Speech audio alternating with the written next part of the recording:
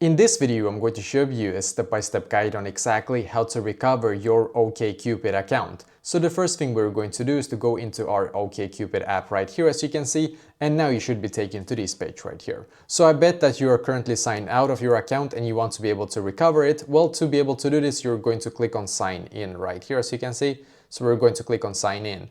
And then you should be taken to this page right here. So if you want to be able to sign in with your phone number, if you remember, of course, the phone number that was connected to your specific account, then you can just write it in here, as you can see. And then you will get a text message and you're going to confirm the code that you got from your text message, and automatically you will be able to get back into your account and recover it. But if you don't remember the phone number, you still have one more shot, and that is to click on login with email in here instead. So in here, you're going to now enter your email, and you can also enter your password right here, but obviously you probably forgot it. So you're just going to click on forgot password down below here.